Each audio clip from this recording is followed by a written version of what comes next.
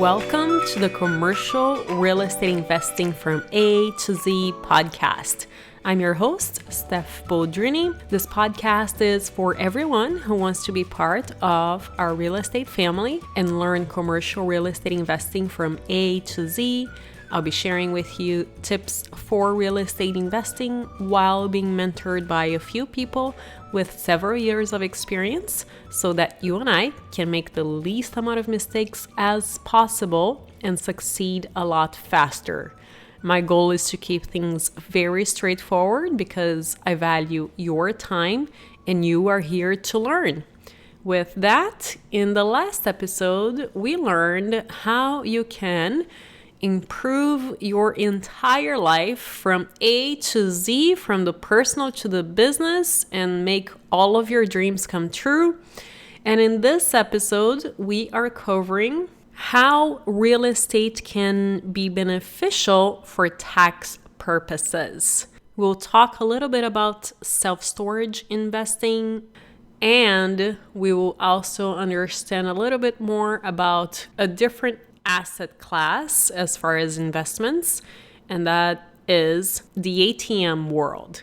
We are interviewing Dave Zook. He is a successful business owner and super experienced real estate investor. He is active in not only multifamily apartments, but also in self-storage, ATM, and commodity projects. And he has acquired more than $100 million worth of real estate since 2010.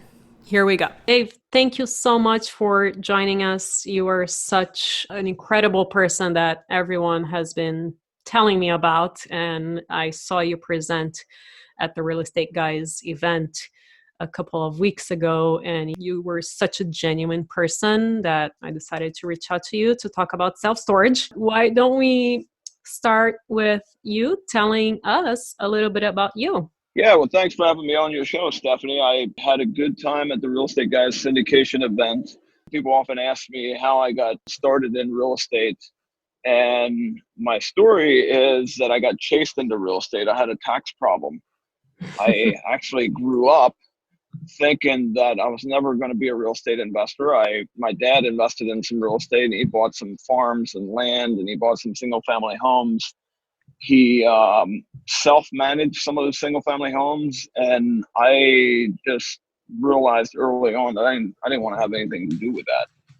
So I got started in business. I founded a couple businesses. I partnered with some folks. I got myself involved in several different businesses, and got to the point where some of those businesses started doing really well, and I ended up having to pay a lot of tax. And at the time, what I knew about tax was if you make a lot of money, you got to pay a lot of it. And when I started reading and doing a lot of research and getting around some good content, I heard Robert Kiyosaki talking about how you can make a lot of money and pay zero tax legally.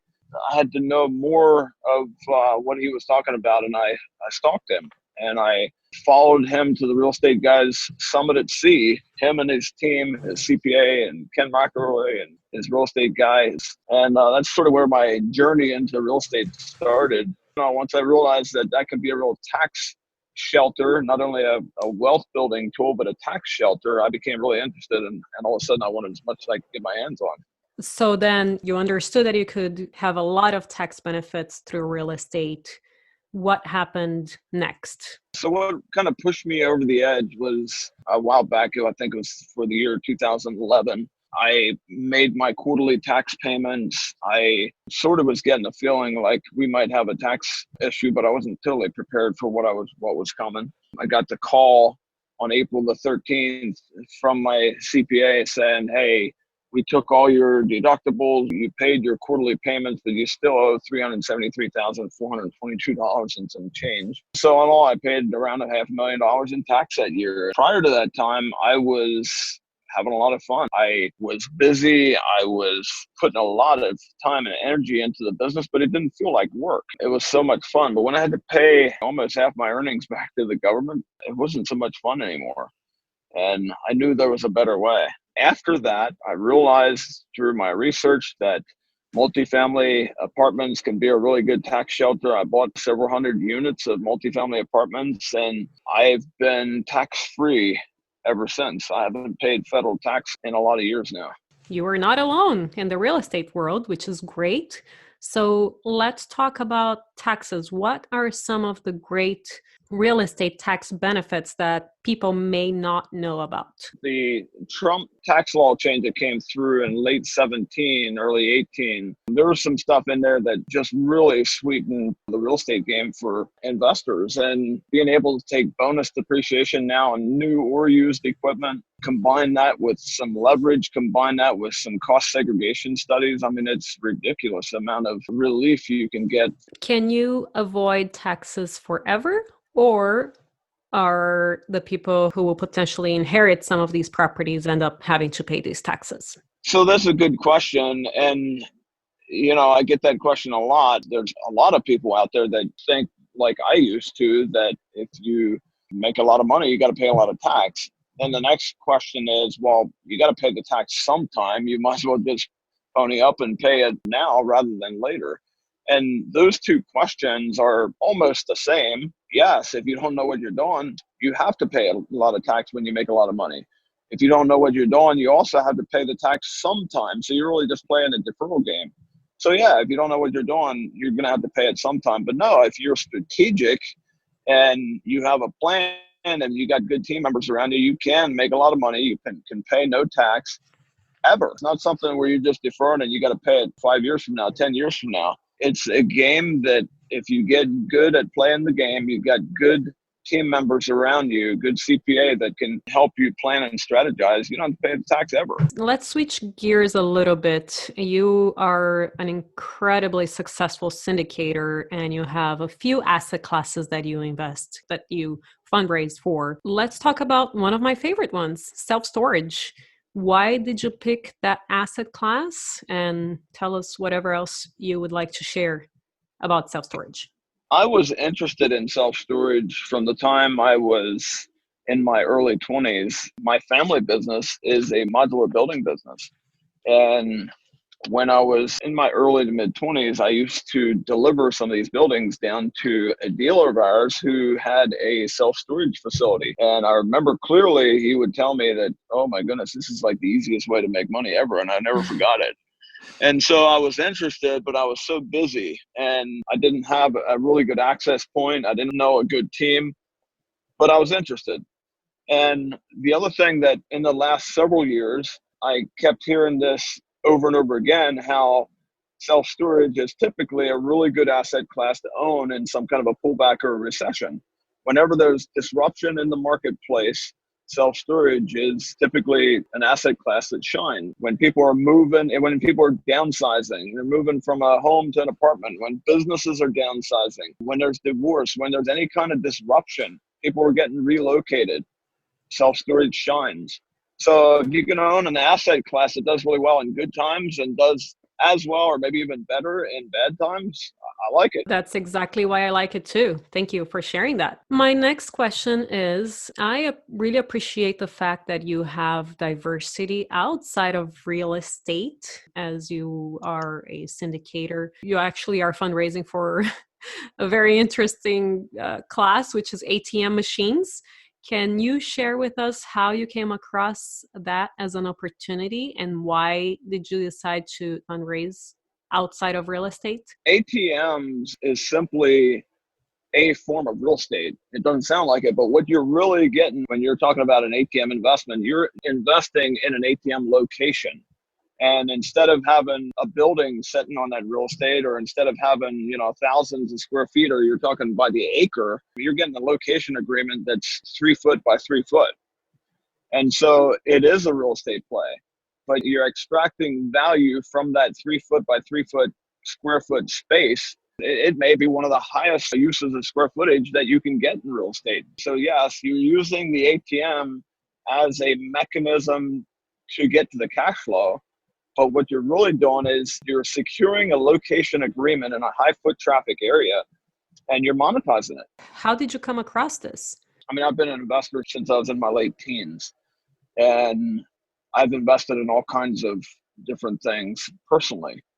And I had a really good friend who had a really good friend who was in the space. And my really good friend is actually one of the guys on my advisory team now. He's been a longtime friend and a mentor of mine. He introduced me to these guys that were in the ATM space. So I invested with them passively. I loved it. I mean, it was consistent. It was strong cash flow. You got a lot of depreciation. I loved the asset class, and I became a multi-time investor in several different tranches in the ATM space. Fast forward 4 years, they came to me and said, hey, we took down a portfolio that's the biggest we've ever taken down, and then we could use some help. And they saw what I was doing on the multifamily side. I was building a large portfolio of multifamily apartments, and I had a network of investors, and they said, come help us. And I actually was working on 2 different multifamily apartment deals at the time. I believe I declined twice before I turned around and said, okay, this works for me. It's one of my favorite asset classes. It fits my business model. It's got strong cash flow. It's got strong tax incentives, tax deductions. It's really what I teach. Why not? If I like it, there's probably some of my investors that would really like it. So I sort of just kind of threw it out there to my network, and they jumped in, decided to try it. And from there, it's kind of like what happens when you deliver a product and deliver on it. People loved it. They came back for more. They told their friends, and the rest is history. We've been doing this now with my group of investors now since 2016. So I started out as a passive investor and ended up joining the team, becoming a partner in the team, and took it out to my investors. And it's actually been my most popular asset class, and the one that has attracted more repeat investors than any other asset class that I'm involved in. The cash must be good, pun intended. Well, people love strong cash flow. That's awesome. And I also heard that people need to be very, very careful if they end up investing in an ATM fund, because there could be a lot of fraud going on. So is there something that you would like to share about that? Because obviously you worked with this person before, and obviously you know that they are legit, but there can be multiple funds out there that are definitely not legit on the ATM space. That's right. And as in any asset class, I would argue that the most important piece of the puzzle is the team, especially so in ATM business, because an ATM business, it would be easy because of the strength of the cash flow and because it's so strong, it would be easy to sort of run a Ponzi scheme. So definitely know the operators, definitely do your research, go in and look at the hard data. We've done several tours with fund managers where they've actually come in and done their own internal audit and looked at our contracts. Now, we don't offer this to every individual investor, but if you've got a large following and you've got a fund and you've got a network of investors and you think you can raise $5 or $10 million, sure, we'll give you the inside scoop. So we've done that several times. We've brought people in, we've brought fund managers in. They've seen our contracts. We've got contracts, institutional grade contracts with, say 300 McDonald's in New York City, Walgreens, some household name companies who mom and pop ATM investors just don't have access to those institutional grade locations like that. So do your homework, especially if you're coming in with a meaningful size investment. Make sure you do your homework and vet the operators, number one, but then do additional homework and make sure that you got contracts. And is there an online portal that you can look at and see what the ATMs are doing? There's things like that you should be asking for. Thank you so much for enlightening us. That is very, very helpful. Is there anything else that you think is important that our audience should know? One of the things that I really like about the asset class is not only is the cash flow like super strong, some of the strongest available in any asset class that I've seen out there, but most of your cash flow is tax-free because you can take the depreciation from the equipment and apply it against the cash flow that you're getting from the asset, which makes most of it tax-free. And it's a beautiful thing. Sounds like money grows in trees and out of ATMs too. You got it.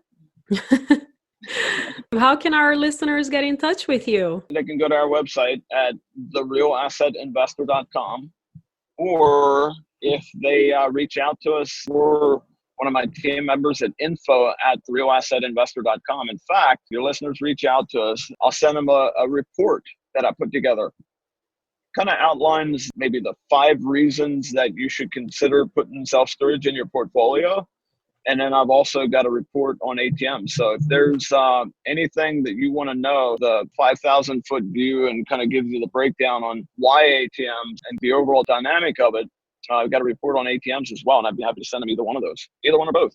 Dave, thank you so much for making the time to speak with our listeners. I really appreciate it. No wonder you are incredibly successful. And I look forward to hopefully having you again at some point soon. Thanks for having me on your show. I enjoyed it. If you haven't subscribed to our channel yet, make sure to do that. And if you know anyone who is interested in learning more about commercial real estate investing and also to take their game to the next level, share this podcast with them. And I will see you next time.